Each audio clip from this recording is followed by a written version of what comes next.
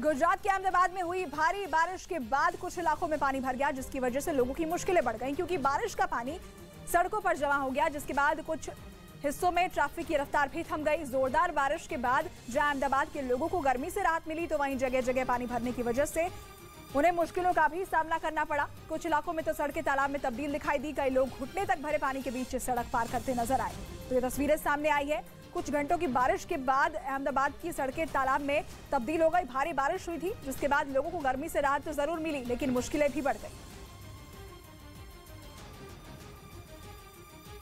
इधर उत्तर प्रदेश से एक अच्छी खबर सामने आई है। वहां मुख्यमंत्री योगी आदित्यनाथ के कार्यकाल में उत्तर प्रदेश विदेशी निवेशकों का मनपसंद स्थान बन गया है। उत्तर प्रदेश में 24 देशों ने 50,000 करोड़ रुपए से ज्यादा का निवेश किया। अगले साल जनवरी में होने वाले ग्लोबल इन्वेस्टर समिट से उत्तर प्रदेश में FDI और बढ़ने की संभावना है। इसके लिए सरकार की तरफ से पूरी तैयारी की जा रही है। इसमें यूपी में 10 लाख करोड़ रुपए के निवेश का लक्ष्य पूरा होगा। सीएम योगी ने प्रदेश में औद्योगिक माहौल बनाने में कोई कसर नहीं छोड़ी है। औद्योगिक विकास विभाग ने विदेशी निवेश को लेकर डेडिकेटेड हेल्प डेस्क बनाई है। पिछले कुछ साल में 22 देशों से 26,371 करोड़ रुपए से ज्यादा के निवेश प्रस्ताव मिले हैं और 39 परियोजनाओं के लिए भूमि आवंटित हो चुकी है। इससे 38,000 से ज्यादा युवाओं को रोजगार मिलेगा। प्रमुख निवेशक देशों में Singapore, America, Japan, England, Canada, Germany और दक्षिण कोरिया की कंपनियां हैं। बड़ी खबर अलीगढ़ से आ रही है, जहां पर केमिकल टैंक में गिरने की वजह से 2 लोगों की मौत हो गई है। खबरों के मुताबिक घर में बने केमिकल टैंक में 2 लोग गिर गए। उनका रेस्क्यू कर उन्हें अस्पताल पहुंचाया गया। इलाज के दौरान उनकी मौत हो गई। अलीगढ़ से ये बड़ी खबर आपको बता रहे हैं। केमिकल टैंक में गिरने से 2 लोगों की मौत की खबर सामने आई है। घर में बने केमिकल टैंक में 2 लोग गिर गए थे, जिन्हें रेस्क्यू करके अस्पताल पहुंचाया गया, लेकिन इलाज के दौरान उन दोनों की जान चली गई।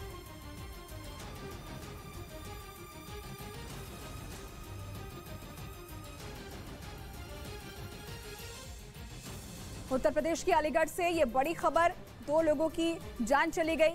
केमिकल टैंक में गिरने की वजह से इन दोनों की मौत हुई है। घर में बने केमिकल टैंक में ये 2 लोग गिर गए थे। हालांकि इन्हें रेस्क्यू करके अस्पताल तो पहुंचाया गया, लेकिन इनकी जान नहीं बचाई जा सकी। इलाज के दौरान इन दोनों लोगों की मौत हो गई। उत्तर प्रदेश के अलीगढ़ का ये मामला है।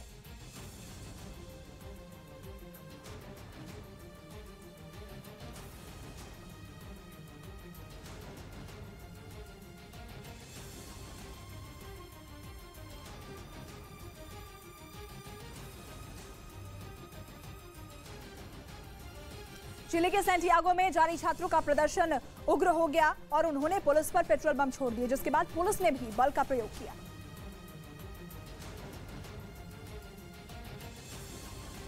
सैंटियागो में पिछले 4 दिनों से जारी छात्रों का प्रदर्शन उग्र हो गया। प्रदर्शनकारी छात्रों और पुलिस में भिड़ंत हो गई। छात्रों ने पुलिस पर पेट्रोल बम फेंके, जिसके बाद छात्रों पर काबू पाने के लिए पुलिस ने वाटर कैनन का इस्तेमाल किया। चिली के छात्र एजुकेशन सिस्टम में बेहतर सुविधाएं चाहते हैं। दरअसल एक जनमत संग्रह ने नए संविधान को खारिज कर दिया, जिसमें 1980 के सैन्य तानाशाही कानूनों को बदलने की बात कही गई थी।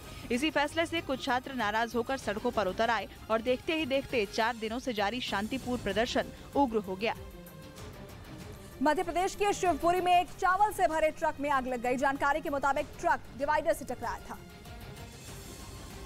जिसके बाद उसमें आग लग गई। सामने आए वीडियो में ट्रक में रखी चावल की बोरियों में आग धधकती नजर आई। हाईवे पर ट्रक में लगी आग को देखकर वहां लोग भी दहशत में आ गए। ट्रक में लगी आग इतनी भीषण थी कि उसे बुझाने के लिए दमकल की गाड़ियों को बुलाना पड़ा, जिसके बाद आग के तांडव को शांत किया जा सका। बताया गया कि चावल की बोरियों से लदे ट्रक का बैलेंस बिगड़ा था, जिसकी वजह से वो डिवाइडर से टकरा गया और उसमें आग लग गई। आग में जलकर ट्रक में रखा चावल जलकर राख हो गया। वहीं जैसे ये हादसा हुआ, ट्रक ड्राइवर मौके से फरार हो गया। टीआरपी की रेस में न्यूज 18 इंडिया की बादशाहत लगातार कायम है। आपका पसंदीदा न्यूज चैनल न्यूज 18 इंडिया आज तक पर अब बहुत बड़ी बढ़त बना चुका है। टीआरपी में न्यूज 18 इंडिया को आज तक से 18% ज्यादा दर्शकों ने देखा है। प्राइम टाइम में न्यूज 18 इंडिया के पास 14.4% मार्केट शेयर है, जबकि 12% के साथ आज तक बहुत पीछे है। जी न्यूज और एबीपी न्यूज मिलकर भी न्यूज 18 इंडिया से बहुत पीछे है। आपका भरोसा हमें लगातार बना रहा है देश का नंबर 1 न्यूज चैनल।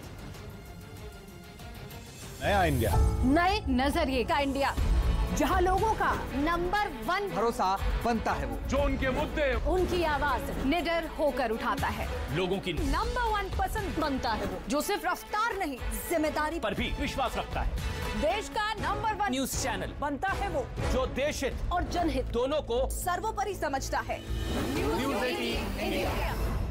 नए इंडिया का नया नंबर 1 न्यूज चैनल, और वो उस पर चंद सेकंड में हमला कर देते हैं, क्योंकि अलग अलग इलाकों में तैनात ड्रोन से यूक्रेन की सेना को यह पता चलता है कि दुश्मन कहां पर है, जिसके बाद यह जानकारी इस ऐप तक पहुंचती है। और फिर ये ऐप दुश्मन की लोकेशन के इर्द गिर्द जो तोपखाने, मोर्टर और ड्रोन मौजूद होते हैं उन्हें अटैक करने की कमांड देता है। दुश्मन के आसपास कौन सी यूनिट मौजूद है इसका पता लगाने के लिए इंटरनेट की जरूरत पड़ती है, जहां इलॉन मस्क के स्टारलिंक सैटेलाइट काम आते हैं। कहा जा रहा है कि इसी ऐप की वजह से यूक्रेन की सेना को दुश्मन को टारगेट करने में काफी मदद मिल रही है। सबसे खास बात यह कि यह ऐप दुश्मन को सटीक लोकेशन की जानकारी देता है, जिससे टारगेट कर हमला करना उसके लिए आसान हो जाता है। उधर एक रिपोर्ट में दावा किया गया कि चीन से जंग होने पर पहले ही दिन ताइवान को हजारों मिसाइलों की जरूरत होगी। ताइवान की सेना चीन की सेना के सामने किसी चींटी जैसी है। नंबर के आधार पर चीन की नेवी दुनिया की सबसे बड़ी नेवी है, और ताइवान के लिए दुनिया की सबसे बड़ी नौसेना से भिड़ना वैसा ही होगा जैसा किसी चींटी का पहाड़ पर चढ़ना। लेकिन एक रिपोर्ट में दावा किया गया कि जंग छिड़ी तो पहले ही दिन ताइवान को हजारों मिसाइलों की जरूरत पड़ेगी, क्योंकि चीन ने ताइवान पर हमले के लिए 660 जहाज ब्लू बैटलफील्ड में उतारे हैं, और उन्हें रोकने के लिए या फिर कम से कम जंग में बने रहने के लिए ताइवान को 2000 क्रूज मिसाइलों की जरूरत होगी। यानी ताइवान को चीन के एक जहाज को डुबोने के लिए कई मिसाइलें दागनी होंगी, और ये तभी होगा जब ताइवान के पास उतनी मिसाइलें होंगी। ताइवान को उम्मीद है कि उसकी ये जरूरत अमेरिका पूरी करेगा। सीरिया के इदलिब में रूस के 4 लड़ाकू विमानों ने ताबड़तोड़ बमबारी की, जिसमें 7 लोगों की मौत हो गई। इदलिब को सीरिया के विद्रोही लड़ाकों का आखिरी मजबूत गढ़ माना जाता है, और उन्हें वहां से उखाड़ फेंकने के लिए पुतिन सीरिया के राष्ट्रपति बशर अल असद का पूरा साथ दे रहे हैं। यहां तक कि वो सीरिया के विद्रोहियों के खात्मे के लिए यूक्रेन से जंग के बीच भी वहां हमले करने से चूक नहीं रहे, और एक बार फिर उनके लड़ाकू विमान सीरिया के इदलिब प्रांत में गरजे। दावा किया गया कि रूस के विमानों ने वहां इतनी जोरदार बमबारी की कि एक बड़ा इलाका खंडहर में तब्दील हो गया। बताया गया कि रूस के लड़ाकू विमानों ने वहां 1-2 नहीं बल्कि 16 बम दागे। दावा किया गया कि इस हमले में रूस ने जमीन से जमीन पर मार करने वाली एक मिसाइल का भी इस्तेमाल किया। इदलिब में विद्रोहियों के जिस गढ़ को निशाना बनाकर हमला किया गया, वहां एक के बाद एक कई बम फटते दिखाई दिए। इसके बाद वो पूरा इलाका धूल के गुबार से ढक गया, और जब धूल छटी तो वहां बना एक कारखाना और एक मकान मलबे के ढेर में बदल चुके थे। हमला कितना खतरनाक था इसका अंदाजा इसी बात से लगाया जा सकता है कि दोनों इमारतों का एक भी हिस्सा सही सलामत नहीं बचा, क्योंकि बमों के हमले और मिसाइल की मार ने उन्हें पत्थरों के बड़े बड़े टुकड़ों में बदल दिया। वहां खड़ी एक कार भी धमाके की वजह से पूरी तरह बर्बाद हो गई। इस हमले की खबर मिलते ही विद्रोहियों के इलाके में काम करने वाली सीरिया सिविल डिफेंस की टीम वहां पहुंची और उसने रेस्क्यू का काम शुरू कर दिया। सिविल डिफेंस के लोगों ने दावा किया कि रूस के इस हमले में 7 लोगों की मौत हो गई, जबकि 12 से ज्यादा लोग घायल हो गए। बताया गया कि मलबे से निकाले गए घायलों में कई बच्चे भी शामिल थे, जो रूस के हमले का शिकार हो गए। लेकिन ये पहली बार नहीं है जब रूस ने बशर अल असद का साथ देते हुए सीरिया में विद्रोहियों पर हमले किए। इससे पहले भी रूस की गठबंधन वाली सेना इदलिब में कई बार एयर स्ट्राइक कर चुकी है, क्योंकि इदलिब ही सीरिया का वो प्रांत है जिसे विद्रोहियों का आखिरी ठिकाना कहा जाता है। माना जाता है कि इदलिब पर सीरिया के विद्रोही गुट ताहिर अल शाम का पूरी तरह कंट्रोल है, और ये विद्रोही गुट आतंकी संगठन अल-कायदा से जुड़ा है। सीरिया के राष्ट्रपति बशर अल असद ऐसे ही गुटों के खिलाफ लंबे वक्त से लड़ रहे हैं। इस काम में उन्हें पुतिन का हमेशा से साथ मिलता रहा। खुद रूस की सेना सीरिया में असद सरकार की मदद करती रही है, और कहा जा रहा है कि एक बार फिर रूस ने इदलिब में ये हमला करके साबित कर दिया कि वो बशर अल असद की सरकार को विद्रोहियों से बचाने में कोई कसर नहीं छोड़ेगा। इस बीच यूक्रेन की तरफ से एक वीडियो जारी किया गया जिसमें खार्किव के एक इलाके में रूस के सुखोई लड़ाकू विमान को मार गिराया गया। यह हमला उस वक्त किया गया जब रूस के 2 फाइटर जेट उस इलाके में मिसाइलें बरसा रहे थे, जिन्हें जेलेंस्की के सैनिकों ने निशाने पर ले लिया। यूक्रेन का दावा है कि जमीन से हवा में मार करने वाली उसकी घातक मिसाइल ने रूस के एक सुखोई विमान का काम तमाम कर दिया।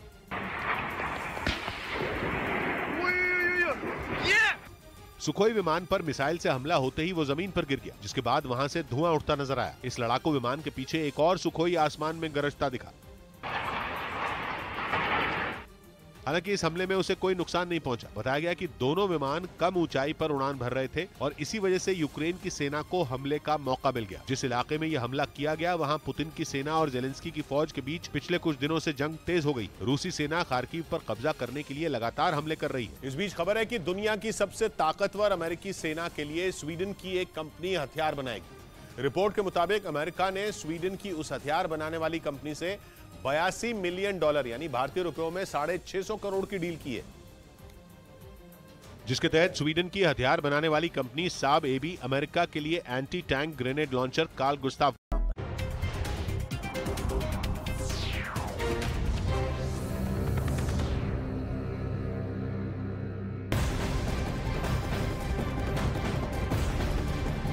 बड़ी खबर पापुआ न्यू गिनी से आपको बता दें, जहां पर भयंकर भूकंप के झटके महसूस किए गए।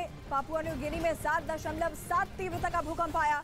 भूकंप के तेज झटके महसूस होने के बाद चारों तरफ अफरा तफरी मच गई। लोग अपने घरों से बाहर निकल आए क्योंकि रिक्टर स्केल पर इस भूकंप की तीव्रता 7.7 मापी गई है। भयानक भूकंप के झटके लोगों ने वहां महसूस किए हैं। पापुआ न्यू गिनी से ये बड़ी खबर आपको बता रहे हैं। 7.7 तीव्रता का भूकंप वहां पर आया, जिसके बाद इलाके में अफरा तफरी मच गई। लोग अपने घरों से बाहर निकल आए।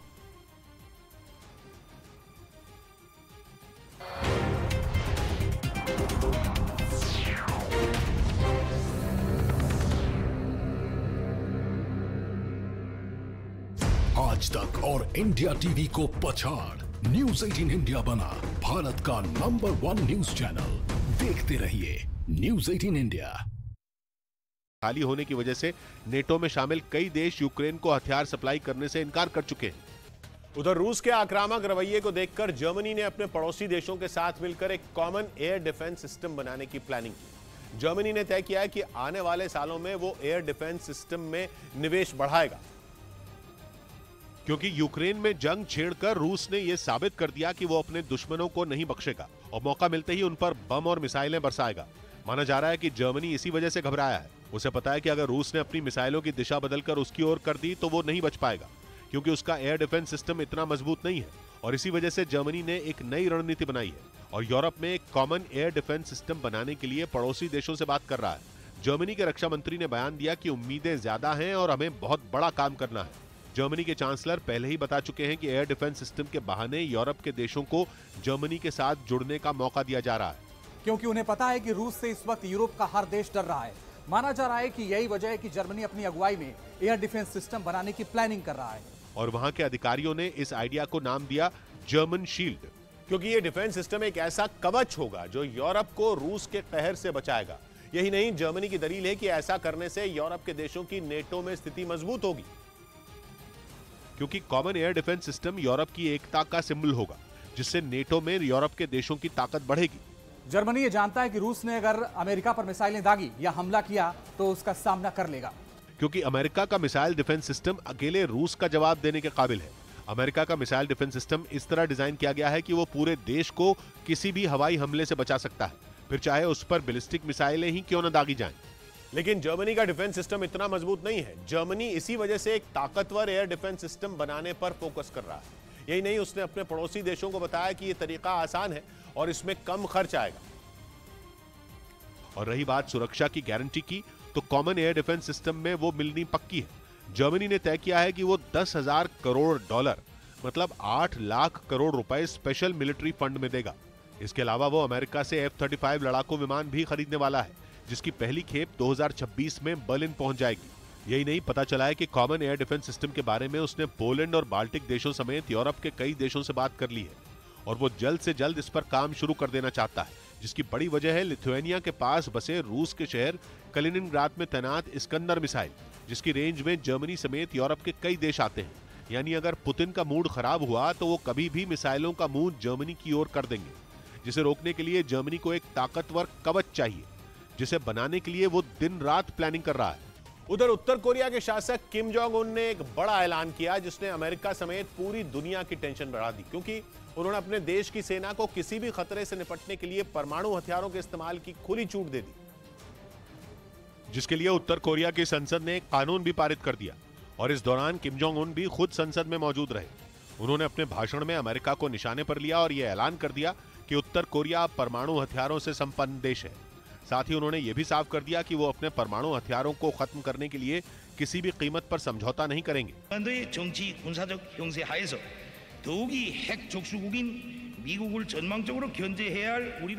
इस ऐलान के साथ ही किम ने परमाणु हथियारों के इस्तेमाल के लिए नया कानून भी बना दिया, जिसके तहत उत्तर कोरिया की सेना अपने शासक या खुद पर किसी भी तरह का खतरा महसूस होने पर उनका इस्तेमाल कर सकेगी।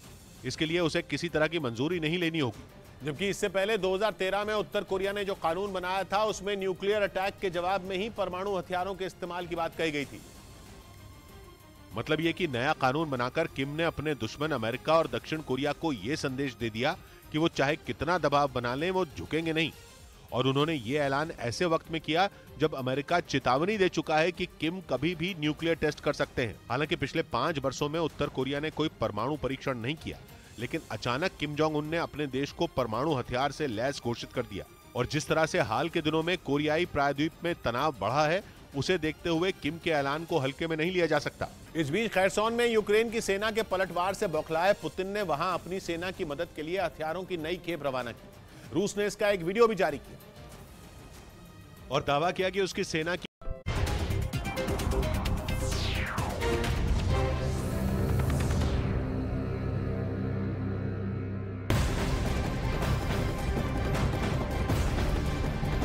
लखनऊ के होटल लेवाना में आग से मौत के मामले में योगी सरकार एक्शन में है। अनियमितता और लापरवाही बरतने वाले अधिकारियों के खिलाफ सख्त कार्रवाई का निर्देश दिया गया है। गृह, ऊर्जा, नियुक्ति, एलडीए और आबकारी विभाग के अधिकारियों के खिलाफ कड़ी कार्रवाई की जाएगी। ये बड़ी खबर आपको बता रहे हैं। जिम्मेदार अधिकारियों पर कार्रवाई करेगी यूपी सरकार। योगी सरकार एक्शन मोड में नजर आ रही है। लखनऊ के होटल में आग लगने का ये मामला, योगी सरकार सख्त एक्शन में दिखाई दे रही है। सीएम योगी ने कार्रवाई के निर्देश जारी किए हैं। जो जिम्मेदार अधिकारी हैं उनके खिलाफ कड़ी कार्रवाई होगी। अमित सिंह हमारे सहयोगी ज्यादा जानकारी के लिए जुड़ गए हमारे साथ। अमित, और क्या जानकारी मिल रही है इस खबर को लेकर? सीएम की तरफ से सख्त कार्रवाई की बात कही गई है। जी हाँ, बिल्कुल। चंद दिनों पहले होटल लेवाना में आग लगी थी जिसमें 4 लोगों की मौत हुई थी, कई घायल हुए थे। और उसके बाद मुख्यमंत्री योगी आदित्यनाथ ने एक हाई लेवल इंक्वायरी गठित की थी। हाई लेवल इंक्वायरी में पुलिस कमिश्नर लखनऊ और मंडला आयुक्त लखनऊ शामिल थे। उन लोगों की जांच रिपोर्ट मुख्यमंत्री योगी आदित्यनाथ को बीते कल दी गई थी, जिसके बाद मुख्यमंत्री योगी आदित्यनाथ ने साफ तरीके से गृह, ऊर्जा, नियुक्ति, एलडीए और आबकारी विभाग के कई अधिकारियों के खिलाफ अनियमितता और लापरवाही बरतने के मामले में सख्त कार्रवाई करने का निर्देश दिए। पहले इन अधिकारियों को सस्पेंड किया गया जो फिलहाल अभी हैं गृह, ऊर्जा, नियुक्ति, एलडीए और आबकारी विभाग में। उनको जो अभी काम कर रहे हैं उनको सस्पेंड किया जाएगा और सस्पेंड करने के बाद डिपार्टमेंटल इंक्वायरी दी जाएगी। तो वहीं जिन अधिकारियों का ट्रांसफर हो गया है उन अधिकारियों को नियम के मुताबिक उन अधिकारियों पर भी विभागीय कार्रवाई की जाएगी। इसमें फायर के भी जैसे सुशील यादव हैं, फायर डिपार्टमेंट के जोगेंद्र प्रसाद, जो फायर डिपार्टमेंट के विजय कुमार सिंह, ये भी फायर डिपार्टमेंट के बड़े अधिकारी हैं। ऊर्जा विभाग के विजय कुमार राव सहायक निदेशक हैं। तो इस तरीके के जो बड़े अधिकारी, बिल्कुल अमित, तो जो भी जिम्मेदार अधिकारी हैं उन्हें बख्शा नहीं जाएगा। योगी सरकार सख्त एक्शन के मूड में है। लखनऊ के होटल में आग का ये मामला है।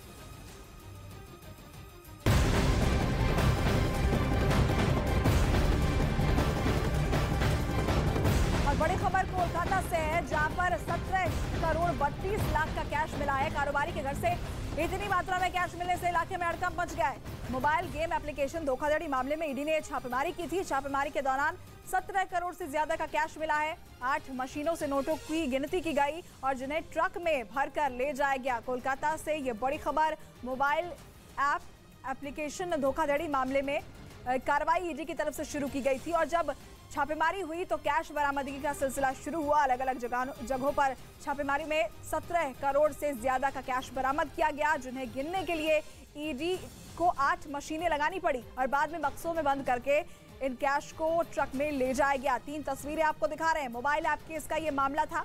केस पिछले साल दर्ज किया गया था। उसके बाद इस केस में ईडी की एंट्री हुई थी। कोलकाता में कारोबारी के यहां से नोटों का जखीरा मिला। ईडी की छापेमारी में 17 करोड़ से ज्यादा का कैश मिला। नोट गिनने के लिए ईडी के अधिकारियों को 8 मशीनें मंगवानी पड़ी। कोलकाता में काली कमाई का कैश लोक निकला है। तस्वीरों में हर तरफ नोट ही नोट नजर आ रहे हैं। कैश इतना मिला है कि नोट गिनने की मशीनें तक मंगानी पड़ी। देखिए, बक्से भर भर कर नोट मिले हैं। कोलकाता के एक कारोबारी निसार खान के घर से 17 करोड़ 32 लाख कैश बरामद किया गया। खबरों के मुताबिक ईडी ने मोबाइल गेम ऐप धोखाधड़ी केस की जांच में शनिवार सुबह पश्चिम बंगाल में रेड मारी। कोलकाता समेत 6 जगह पर ईडी की ये छापेमारी हुई। गार्डन रीच इलाके में कारोबारी निसार खान के यहाँ छापेमारी हुई, लंबी पूछताछ हुई। इसके बाद कैश मिलना शुरू हुआ। 500, 100, 2000 के नोटों की गड्डियां मिलनी शुरू हुई और नोटों की गिनती भी। नोटों की गिनती के लिए 8 मशीनें मंगाई गई। इन मशीनों के जरिए कैश को गिना गया। छापेमारी में मिले नोटों की गिनती 17 करोड़ 32 लाख पर आकर रुकी। यहाँ आपको बता दें कि छापेमारी के दौरान बड़ी संख्या में सुरक्षा बल को भी तैनात किया गया। कैश जब्त करने के बाद नोटों को बक्से में बंद कर ट्रक के जरिए अधिकारी अपने साथ ले गए। कोलकाता में ईडी की रेड को लेकर ग्राफिक्स के जरिए और जानकारी आपको देते हैं। कल कोलकाता समेत 6 जगहों पर ईडी ने छापेमारी की। मोबाइल गेम ऐप धोखाधड़ी केस में ये छापे मारे गए। कारोबारी निसार खान के यहाँ ईडी ने छापेमारी की। ईडी की रेड में नोटों की गड्डियां मिली। छापेमारी में 17 करोड़ 32 लाख कैश जब्त किया गया। नोट गिनने के लिए 8 मशीनें मंगवाई गई और बाद में ट्रक में भरकर कैश ले जाया गया। ईडी की यह छापेमारी मोबाइल गेमिंग ऐप धोखाधड़ी मामले में हुई है। 2021 में पुलिस ने केस दर्ज किया था, जिसके बाद ईडी की एंट्री हुई। कोलकाता में मिले काले खजाने के पीछे जो मास्टरमाइंड है उसका नाम आमिर खान है, जिसने अपने गंदे खेल से काला धंधा बनाया। दरअसल ईडी ने ये छापेमारी मोबाइल गेमिंग ऐप केस में की थी। ऑनलाइन गेम ऐप में घोटाला हुआ था। ईडी जब इन्वेस्टिगेशन स्टार्ट किया, बहुत प्लेस में छापामारी किया। शनिवार सुबह में इधर छापामारी करने के बाद बहुत पूछताछ हुआ। खबरों के मुताबिक आमिर खान नाम के शख्स ने गेमिंग एप्लीकेशन बनाई थी। एप्लीकेशन का नाम था ई नगेट्स। इसे लोगों को धोखा देने के मकसद से बनाया गया था। शुरुआत में लोगों को इस एप्लीकेशन के जरिए कमीशन दिया जाता था।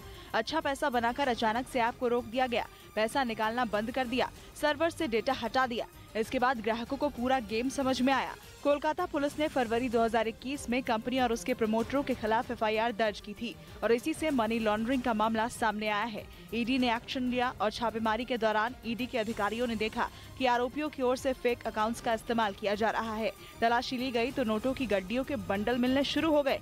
17 करोड़ 32 लाख कैश जब्त किया गया, जिन्हें ट्रक में भर कर ले जाया गया। उत्तर प्रदेश में बच्चा चोरी की अफवाह अब बिहार तक पहुंच गई है। बिहार में कई जिलों में बच्चा चोरी की अफवाह से हड़कंप मचा है। बच्चा चोरी की अफवाह से लोग दहशत में हैं। और नवादा में बच्चा चोरी के आरोप में भीड़ ने एक युवक की जमकर पिटाई कर दी। बीच सड़क पर काफी देर तक हंगामा होता रहा। बताया गया कि युवक महिला के भेष में नवीन नगर में घूम रहा था। लोगों को शक हुआ और बच्चा चोर समझकर उसकी पिटाई कर दी। इसी तरह की घटना कटिहार में भी हुई, जहां बच्चा चोरी के आरोप पर लगभग आधा दर्जन लोगों को बंधक बनाकर पीटा गया। बीच सड़क पर जमकर बवाल किया गया। बच्चा चोरी के आरोप में पिटाई के साथ साथ गाड़ी भी तोड़ी गई। बेगूसराय से भी ऐसा ही वीडियो सामने आया, जिसमें एक महिला को शक के आधार पर जमकर पीट दिया गया। गुस्साई भीड़ ने महिला के हाथ पैर बांधकर उसे पीटा। मौके पर पहुंची पुलिस ने किसी तरह से महिला को बचाया और अपने साथ ले गई। वहीं हाजीपुर में बच्चा चोरी के आरोप में भीड़ ने एक आदमी को बुरी तरह से पीट दिया। घटना की सूचना मिलते ही सदर थाना की टीम मौके पर पहुंची और भीड़ के चंगुल से आदमी को बचाकर सदर अस्पताल ले गई, जहां उसका इलाज किया गया। इस समय कई जिलों में बच्चा चोरी की अफवाह से हड़कंप मचा है। उत्तर प्रदेश से लेकर बिहार तक बच्चा चोरी के शक में अजनबियों को बुरी तरह से पीटा जा रहा है। पहले ऐसी घटनाएं यूपी में हुई और अब ये बिहार में होने लगी हैं। बिहार के नवादा, हाजीपुर, कटिहार और बेगूसराय में बच्चा चोरी के आरोप में भीड़ ने पिटाई शुरू कर दी। नवादा में महिला का भेष बनाकर घूम रहे एक युवक की जमकर पिटाई की गई, तो वहीं हाजीपुर में बच्चा चोरी के शक में एक आदमी को पीट दिया गया। कटिहार में आधा दर्जन लोगों को बंधक बनाकर पीटा गया, तो बेगूसराय में एक महिला को भीड़ ने पीट दिया। वहीं उत्तर प्रदेश के अलीगढ़ में एक दिमागी रूप से बीमार शख्स को भीड़ ने पीट दिया, तो चंदौली के चकिया में एक साधु को शक के आधार पर पकड़कर पुलिस को सौंप दिया गया। 6 तस्वीरें आपको दिखा रहे हैं। उत्तर प्रदेश से लेकर बिहार तक में बच्चा चोरी के शक में लगातार मारपीट की जा रही है। ये अफवाह पहले उत्तर प्रदेश से शुरू हुई थी, उसके बाद बिहार के अलग अलग जिलों से भी ऐसी तस्वीरें सामने आने लगी, जहां पर भीड़ किसी अनजान शख्स को पीटना शुरू कर देते हैं। बच्चा चोरी की अफवाह लगातार फैलती जा रही है और उत्तर प्रदेश से लेकर बिहार तक ऐसी कई घटनाएं सामने आई है, जिसमें बच्चा चोरी के शक में लोगों से मारपीट की गई। असम के कछार में एक चलते ट्रक में आग लग गई। ड्राइवर ने ट्रक को सड़क किनारे तालाब में उतारा। लोगों ने पहुंचकर आग पर काबू पाया। तो असम से ये तस्वीरें आपको दिखा रहे हैं, जहां पर चलती ट्रक में भीषण आग लग गई। हालांकि इस दौरान ड्राइवर ने सूझबूझ दिखाते हुए ट्रक को सड़क के किनारे वहां तालाब के पास खड़ा कर दिया। कई लोगों की नजर उस पर पड़ी। मदद के लिए वो आगे आए और उसके बाद लोगों ने मिलकर इस आग को बुझाने का काम किया। असम के कछार से ये तस्वीरें, जहां पर चलती ट्रक आग के गोले में तब्दील हो गई।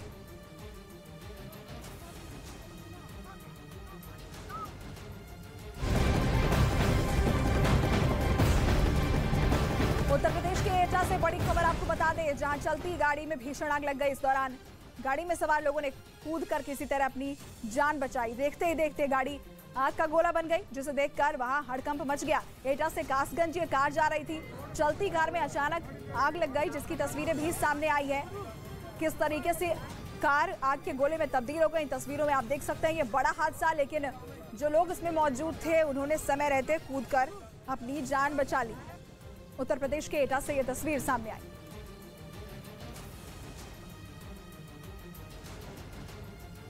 एक तरफ police Sonali Phogat murder case की मिस्ट्री सुलझाने में जुटी है, तो दूसरी तरफ आज हिसार में खाप की महापंचायत होने वाली है, जिसमें सोनाली की बेटी को इंसाफ दिलाने के लिए मंथन किया जाएगा।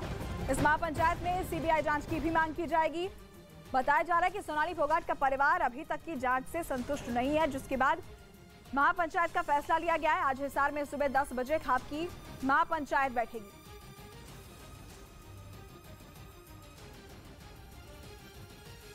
नेपाल की सीमा से पकड़े गए सिद्धू मूसेवाला की हत्या में शामिल दीपक और उसके साथियों की आज कोर्ट में पेशी होगी। पंजाब की मानसा कोर्ट में तीनों को पेश किया जाएगा, जिसके लिए देर रात पुलिस पंजाब के मानसा इन्हें लेकर पहुंच चुकी है। सिद्धू मूसेवाला हत्याकांड से जुड़ी बड़ी खबर आपको बता रहे हैं।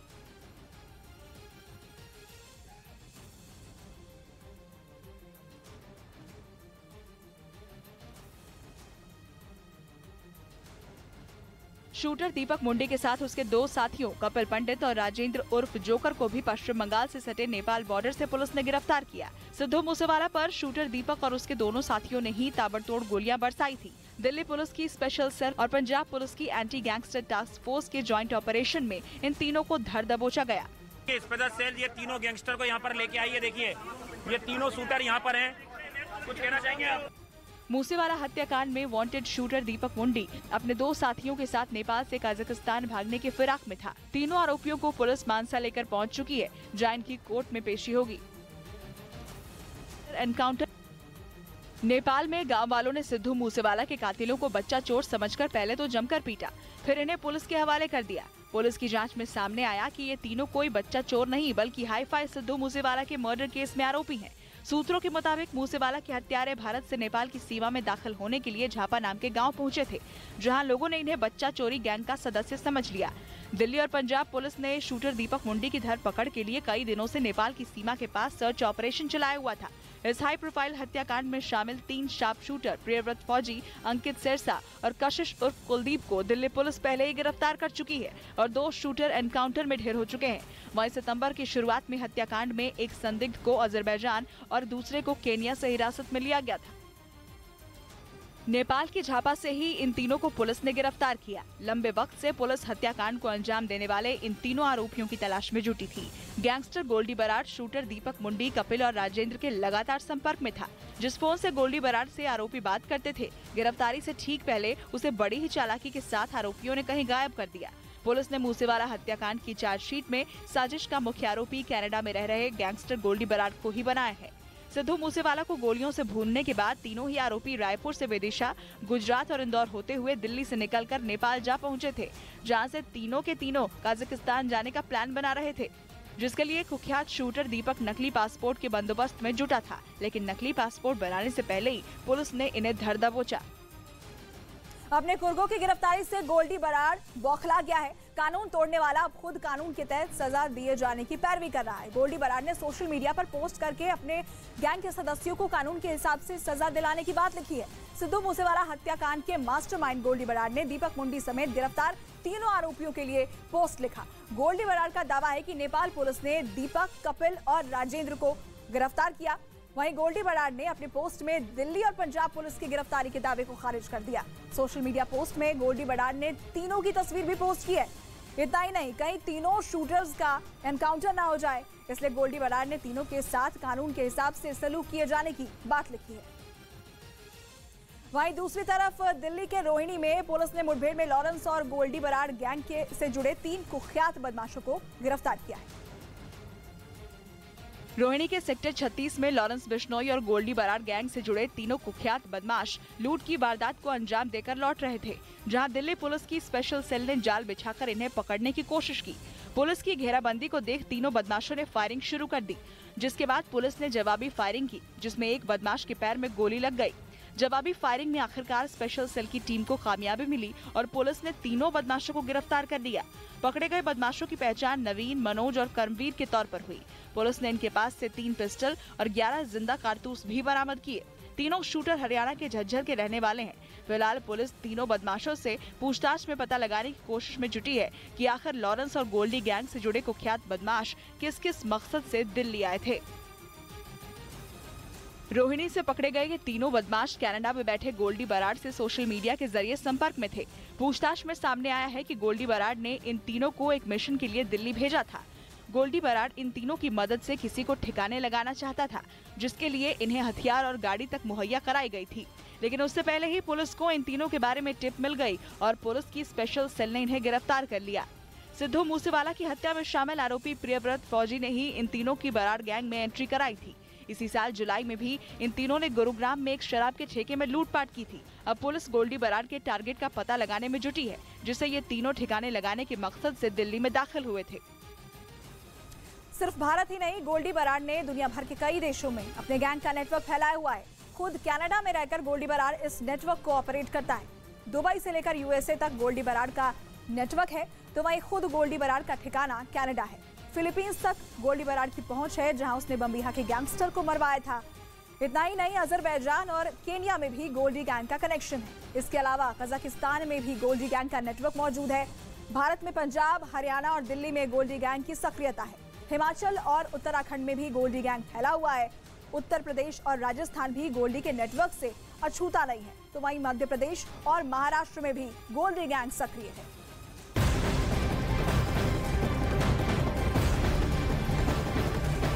यूपी के एटा से ये बड़ी खबर आपको बता दें, जहां बड़ा हादसा हुआ है। एटा में चलती गाड़ी में भीषण आग लग गई।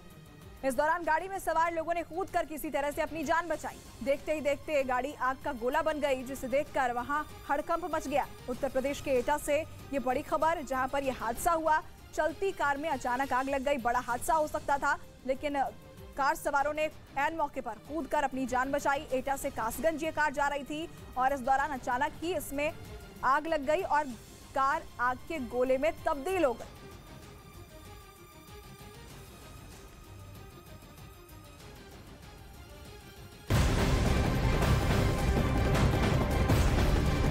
और इस बीच एक बड़ी खबर पापुआ न्यू गिनी से सामने आ रही है, जहां पर भयंकर भूकंप आया है। पापुआ न्यू गिनी में 7.7 तीव्रता का भूकंप आया। भूकंप के तेज झटके महसूस होने के बाद चारों तरफ अफरा तफरी मच गई। रिक्टर स्केल पर इस भूकंप की तीव्रता 7.7 मापी गई, यानी ये भूकंप बेहद भयानक था। भूकंप के तेज झटके लोगों ने महसूस किए, जिसके बाद अफरा तफरी का माहौल बन गया। लोग अपने घरों से बाहर निकल कर आ गए। पापुआ न्यू गिनी में भूकंप के तेज झटके लोगों ने महसूस किए।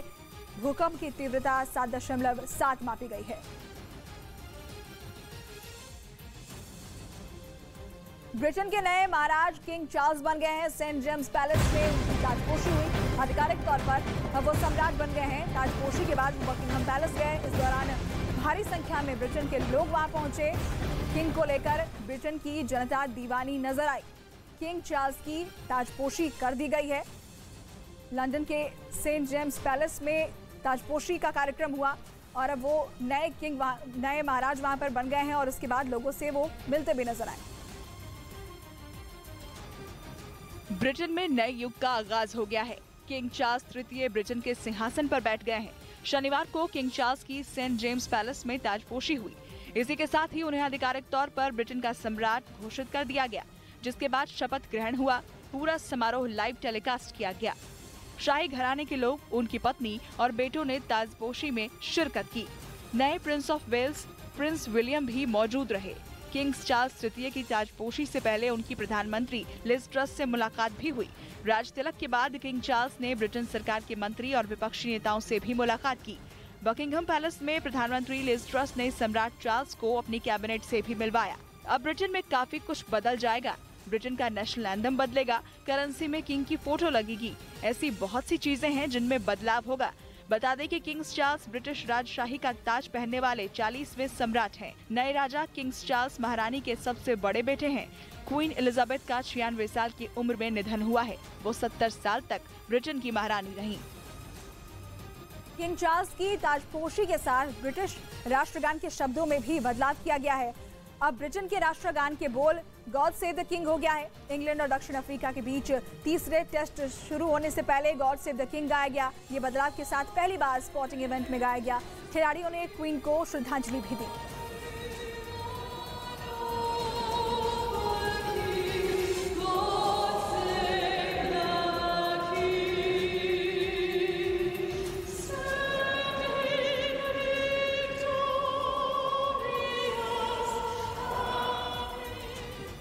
क्वीन एलिजाबेथ के अंतिम संस्कार की तैयारी चल रही है। विंडसर में महारानी को श्रद्धांजलि देने वालों का तांता लगा हुआ है। इस बीच प्रिंस हैरी और उनकी पत्नी मेगन ने विंडसर कैसल पहुंचकर वहां पर श्रद्धांजलि दी। उन्होंने प्रिंस विलियम और उनकी पत्नी केट के साथ महारानी एलिजाबेथ को श्रद्धांजलि अर्पित की। इस दौरान प्रिंस हैरी जनता से मिलते नजर आए। महारानी के सम्मान में जनता की तरफ से अर्पित गुलदस्तों पर लिखे संदेश भी पढ़े। आपको बता दें कि 19 सितंबर को महारानी का अंतिम संस्कार होगा।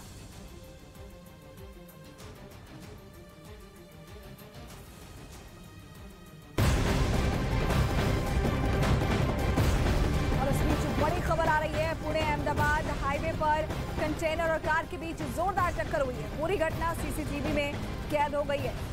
ट्रक और कार के बीच टक्कर की तस्वीरें सामने आई है। दूर तक कार को घसीटता हुआ ले गया यह ट्रक। मुंबई पुणे हाईवे पर यह बड़ा हादसा हुआ है। सीसीटीवी कैमरे में ये हादसा रिकॉर्ड हुआ है। ये बड़ी खबर आपको बता रहे हैं। पुणे अहमदनगर ये हाईवे बताया जा रहा है जहां पर ये दर्दनाक हादसा हुआ। ट्रक और कार के बीच जोरदार टक्कर की तस्वीरें भी सामने आई है। दूर तक कार को घसीटता हुआ ये ट्रक ले गया। इस वक्त ये बड़ी खबर और तस्वीरें भी आपको दिखा रहे हैं। वहां लगे सीसीटीवी कैमरे में ये हादसा रिकॉर्ड हो गया। तस्वीरों में आप देख सकते हैं लोग भी इसके बाद भागते नजर आ रहे हैं। अफरा तफरी का माहौल वहां पर हो गया। कंटेनर और कार के बीच जबरदस्त टक्कर हुई है। पुणे हाईवे पर यह भयानक और दर्दनाक हादसा हुआ। तस्वीरों में आप देख सकते हैं किस तरह से एक कंटेनर कार को घसीटते हुए आगे की तरफ ले जा रहा है, जिसके बाद कुछ लोग उस तरफ बढ़ते हैं। ये बड़ा हादसा, एक्सक्लूसिव तस्वीर न्यूज़ 18 इंडिया आपको दिखा रहा है। सीसीटीवी कैमरे में ये तस्वीरें रिकॉर्ड हुई। पुणे अहमदनगर ये हाईवे जहां पर यह दर्दनाक हादसा हुआ।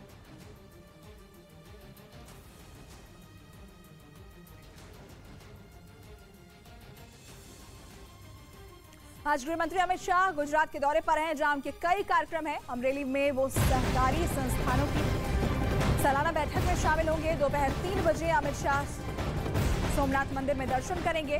साथ ही हनुमान जी की 16 फीट ऊंची प्रतिमा का अनावरण भी करेंगे। शाम को Amit Shah centre state science and technology ministers conclave के समापन समारोह में शामिल होंगे।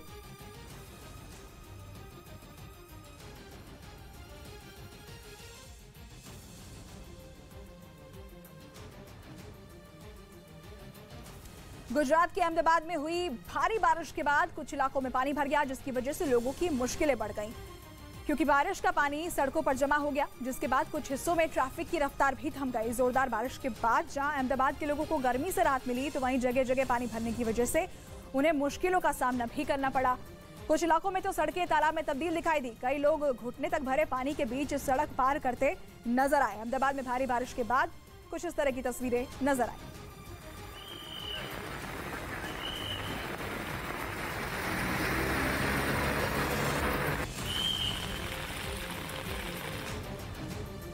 असम के कछार से खबर है, जहां पर एक चलते ट्रक में अचानक आग लग गई। ड्राइवर ने ट्रक को सड़क किनारे तालाब में उतारा। लोगों ने किसी तरह पहुंचकर आग पर काबू पाया। असम के कछार से तस्वीर सामने आई, जिस तरीके से अचानक चलते हुए ट्रक में भीषण आग लग गई।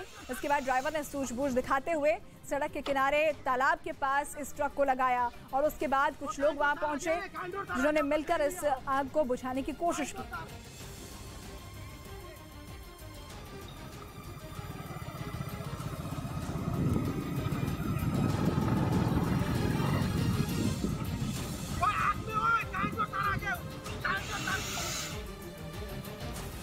बिहार के रोहतास से एक हैरान करने वाला वीडियो आया है। नीतीश सरकार के 3 मंत्रियों ने मोबाइल की रोशनी में अपनी सभा की। रोहतास के चिनारी में मंत्रियों की सभा हो रही थी। इस दौरान पंचायती राज मंत्री मुरारी प्रसाद गौतम, पिछड़ा पिछड़ा कल्याण मंत्री अनीता देवी और अल्पसंख्यक कल्याण मंत्री जमा खान ने मोबाइल की रोशनी में सभा को संबोधित किया।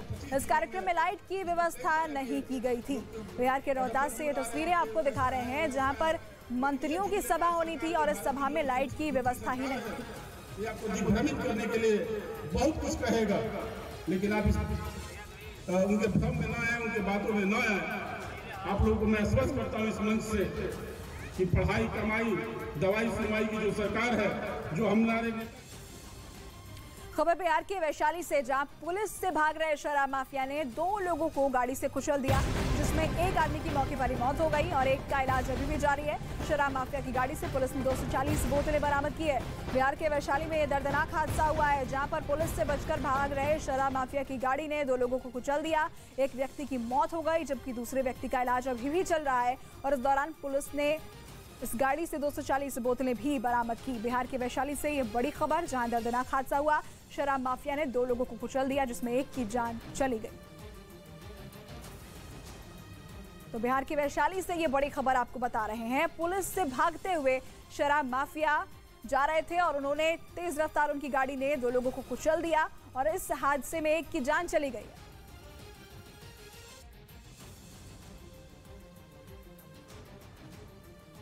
उत्तर प्रदेश के सोनभद्र से हैरान कर देने वाला एक वीडियो सामने आया, जिसमें सरकारी अस्पताल में टॉर्च और मोबाइल की रोशनी में एक मरीज का ऑपरेशन किया गया। बताया गया कि जब गर्भवती महिला को इमरजेंसी में अस्पताल लाया गया, उस वक्त बिजली चली गई। इसलिए डॉक्टरों ने अंधेरा दूर करने के लिए टॉर्च और मोबाइल फोन की मदद ली। अस्पताल के कर्मचारियों के अलावा मरीज के घर वालों ने भी अपने मोबाइल की लाइटें जला ली। इस दौरान रोशनी का इंतजाम हुआ और उसी में डॉक्टरों ने ऑपरेशन भी किया। वहीं परिजनों का आरोप है कि अस्पताल में जनरेटर भी है और इन्वर्टर भी, लेकिन इनका इस्तेमाल नहीं किया गया। मेरे सिस्टर का डिलीवरी अंधेरे में हो रहा था, जो कि यहाँ चोपन में कई दिनों से लाइट की जो बहुत कट रही है, उसकी वजह से हॉस्पिटल में भी लाइट नहीं रहती है। पूरा हॉस्पिटल का जितने कमरा है सब अंधेरे में रहता है। बिजली न होने की वजह से पूरा अस्पताल अंधेरे में दिखा। सभी कमरों में टॉर्च और मोबाइल की रोशनी के सहारे ही काम हुआ। ऐसे में कभी भी बड़ा हादसा हो सकता था। उत्तर प्रदेश के आगरा से चौंकाने वाला एक वीडियो सामने आया, जिसमें एक महिला बुरी तरह कुत्ते को पीटती दिखाई दी। बाद में ये वीडियो सोशल मीडिया पर वायरल हो गया, जिसमें वो महिला सड़क पर कुत्ते को बुरी तरह पटक पटक कर मारती नजर आई। सामने आए वीडियो में वो कुत्ते पर पहले थप्पड़ों की बरसात करती दिखी, लेकिन उसके बाद उन्होंने उसे पटक पटक कर मारना शुरू कर दिया। हालांकि आसपास मौजूद लोगों ने कुछ देर बाद उन्हें शांत करवाया, जिसके बाद उन्होंने कुत्ते को छोड़ दिया। बताया गया कि जिस महिला ने कुत्ते की पिटाई की, उसके बच्चे को उसने काटा था और इसी बात का बदला लेने के लिए महिला ने कुत्ते की पिटाई की। मध्य प्रदेश के नर्मदापुरम में छेड़छाड़ के एक आरोपी लड़के की कुछ लोगों ने पिटाई कर दी, जिसका वीडियो सोशल मीडिया पर वायरल हो गया, जिसमें कई लोग उस लड़के पर चप्पलों की बारिश करते दिखाई दिए। सामने आए वीडियो में कुछ लोग उस लड़के को झाड़ियों के बीच से सड़क के पास ले जाते नजर आए। जैसे ही उन्होंने उसे बाहर निकाला, वहां मौजूद दूसरे लोगों ने उस पर लात घूंसे बरसाने शुरू कर दिए। लड़के की पिटाई के बाद लोगों ने उसे पुलिस के हवाले कर दिया। बताया गया कि जिस लड़के की पिटाई की गई, वो नशे में धुत होकर वहां से गुजरने वाली महिलाओं को परेशान कर रहा था, जिससे नाराज लोगों ने उसे पकड़ लिया और फिर उसकी पिटाई कर दी। मध्य प्रदेश के शिवपुरी में एक चावल से भरे ट्रक में आग लग गई। जानकारी के मुताबिक ट्रक डिवाइडर से टकराया था, जिसके बाद उसमें आग लग गई। सामने आए वीडियो में ट्रक में रखी चावल की बोरियों में आग धधकती नजर आई। हाईवे पर ट्रक में लगी आग को देखकर वहां लोग भी दहशत में आ गए। ट्रक में लगी आग इतनी भीषण थी कि उसे बुझाने के लिए दमकल की गाड़ियों को बुलाना पड़ा, जिसके बाद आग के तांडव को शांत किया जा सका। बताया गया कि चावल की बोरियों से लदे ट्रक का बैलेंस बिगड़ा था, जिसकी वजह से वो डिवाइडर से टकरा गया और उसमें आग लग गई। आग में जलकर ट्रक में रखा चावल जलकर राख हो गया। वहीं जैसे ये हादसा हुआ, ट्रक ड्राइवर मौके से फरार हो गया। इस बीच प्रशांत किशोर ने एक बार फिर से नीतीश कुमार पर निशाना साधा है। उन्होंने कहा कि विपक्ष को एकजुट करने की कोशिशें बेकार जाएंगी। दिल्ली में बैठकर मुलाकात करने से कुछ खास नहीं होगा।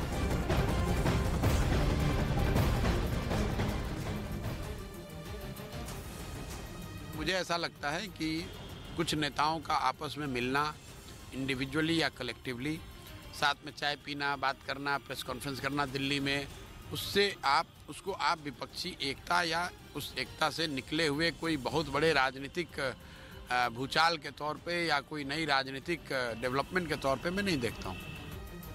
मध्य प्रदेश के सिंगरौली में जिला न्यायालय परिसर में दो पक्षों में विवाद हो गया।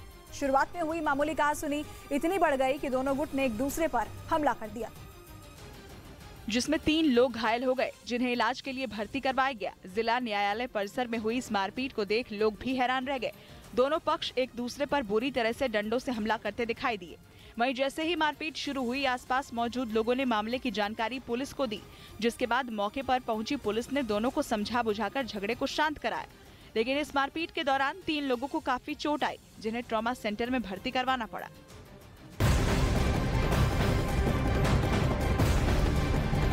बड़ी खबर आपको बता दें, लखनऊ के होटल लेवाना में आग से मौत के मामले में योगी सरकार एक्शन में है।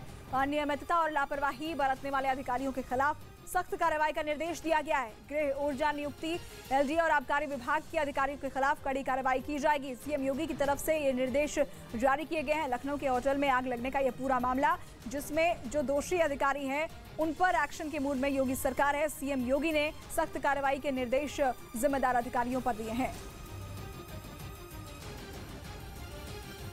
दो तस्वीरें आपको दिखा रहे हैं, होटल में आग लगी थी और इसको लेकर योगी सरकार एक्शन में है। जो भी इसमें जिम्मेदार अधिकारी हैं उन्हें बख्शा नहीं जाएगा। सख्त लहजे में सीएम योगी ने इसे लेकर निर्देश भी जारी कर दिए हैं। तो तमाम अधिकारी जो इसमें लिप्त थे अनियमितता और लापरवाही के मामले में, उन पर बड़ी कार्रवाई की जाएगी।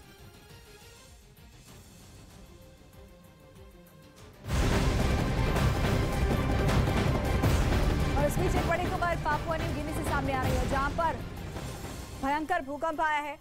पापुआ न्यू गिनी में 7.7 तीव्रता का भूकंप आया है। भूकंप के तेज झटके महसूस होने के बाद चारों तरफ अफरा तफरी मच गई। रिक्टर स्केल पर इस भूकंप की तीव्रता 7.7 मापी गई है। यानी आप अंदाजा लगा सकते हैं कि भूकंप के झटके कितने भयानक रहे होंगे। पूरे इलाके में अफरा तफरी मच गई, लोग अपने घरों से बाहर आ गए। ये बड़ी खबर पापुआ न्यू गिनी से सामने आई है, जहां पर 7.7 तीव्रता का भूकंप आया। भूकंप के तेज झटके लोगों ने वहां पर महसूस किए। हालांकि इसके एपिसेंटर को लेकर अभी जानकारी सामने नहीं आई है।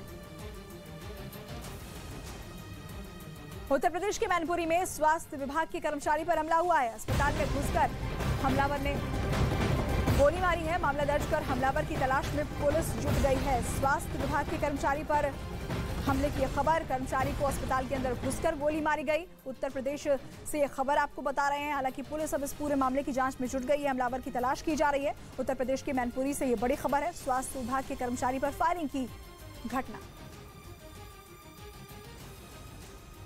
उधर राजस्थान के झुंझुनू से दिल दहला देने वाला एक वीडियो आया, जिसमें एक मां अपनी ही बच्ची की जान लेने की कोशिश करती दिखी। कलयुगी मां ने 2 महीने की बेटी का गला घोंटकर उसे मारने की कोशिश की।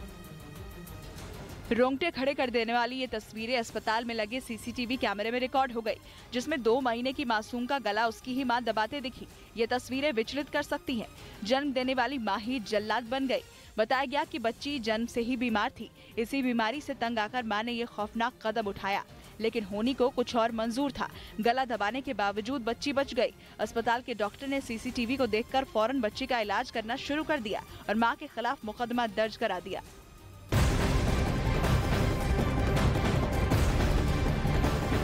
खबर आपको बता दें, गुलाम अली खटाना राज्यसभा के लिए मनोनीत किए गए हैं। मोदी सरकार की सिफारिश पर राष्ट्रपति ने मुहर भी लगा दी है। गुलाम अली जम्मू कश्मीर के गुर्जर मुस्लिम समुदाय से हैं। गुलाम अली खटाना की इस नियुक्ति को काफी अहम माना जा रहा है। जम्मू कश्मीर से धारा 370 हटने के बाद कोई सदस्य राज्यसभा के लिए पहुंचा है। गुलाम अली खटाना 14 साल से बीजेपी से जुड़े हुए हैं और उन्हें राज्यसभा भेजे जाने के फैसले को काफी अहम माना जा रहा है।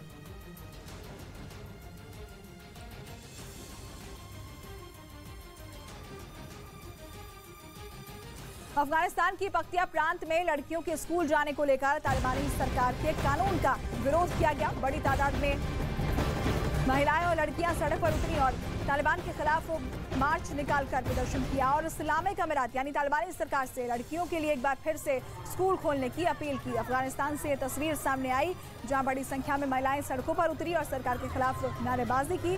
शिक्षा के अधिकार को लेकर प्रदर्शन किया गया।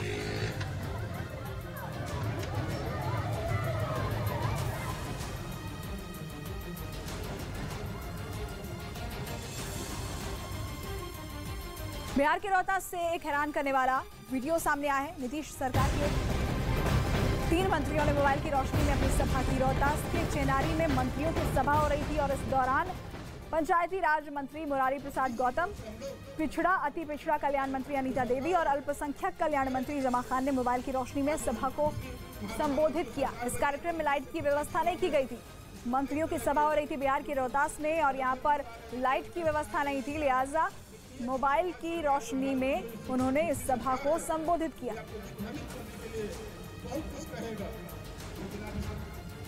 उनके भ्रम में न आए, उनके बातों में न आए। आप लोगों को मैं आश्वस्त करता हूँ इस मंच से कि पढ़ाई, कमाई, दवाई। उधर बिहार के नवादा में हैरान करने वाली घटना हुई। एसपी ने अपने ही 5 पुलिस वालों को थाने की हवालात में घंटों बंद कर दिया। इस घटना का वीडियो भी वायरल हो गया, जिसमें हवालात के अंदर 5 पुलिस वाले खड़े दिखाई दिए। 5 के चेहरे पर दहशत थी। बताया जा रहा है कि नवादा के एसपी गौरव मंगला जब नगर थाना पहुंचे तो स्टेशन डायरी अपडेट नहीं होने की वजह से गुस्से में आ गए। अपना आपा खो बैठे और काम में लापरवाही बरतने के बाद इन पुलिस वालों को उनके ही लॉकअप में बंद कर दिया। करीब 2 घंटे तक 5 पुलिस वाले हवालात में बंद रहे। बाद में इन्हें मुक्त कर दिया गया। खुद के ही थाने में ये वर्दी वाले कैद हो गए। पूरी घटना थाने में लगे सीसीटीवी कैमरे में रिकॉर्ड हो गई। बाद में ये वीडियो वायरल भी हो गया, जिसके बाद हड़कंप मच गया। वहीं बिहार पुलिस एसोसिएशन ने इस घटना की निंदा की है और एसपी गौरव मंगला के खिलाफ कार्रवाई की मांग की। मैं पुलिस मुख्यालय से आग्रह करता हूं, सरकार से निवेदन करता हूं कि पूरे मामले की जांच, निष्पक्ष जांच कराया जाए। एसपी ने जिन 5 पुलिस वालों को लॉकअप में बंद किया उनमें 2 दारोगा और 3 जमादार शामिल थे। हालांकि एसपी अपने ऊपर लगे आरोपों से इनकार करते दिखे, लेकिन वीडियो वायरल होने के बाद मामला तूल पकड़ चुका है। उत्तर प्रदेश के झांसी में कुछ दबंगों ने एक किसान की पिटाई कर दी, जिसका वीडियो सोशल मीडिया पर वायरल हो गया, जिसमें वो दबंग किसान की पिटाई करते दिखाई दिए। सामने आए वीडियो में एक आदमी उस किसान पर डंडे से हमला करता दिखाई दिया, जबकि दूसरा उसे अपने पैरों से मारता दिखा। दोनों ने मिलकर काफी देर तक किसान की पिटाई की। इस दौरान दूर खड़े किसी आदमी ने इसका वीडियो अपने फोन में रिकॉर्ड कर लिया, जो बाद में वायरल हो गया। आरोप है कि पिटाई करने वाले दोनों आदमियों को किसान ने मूंगफली की फसल को बर्बाद करने से रोका था, जिससे नाराज होकर उन्होंने उसकी पिटाई कर दी। वहीं वीडियो सामने आने के बाद पुलिस मामले की जांच में जुट गई।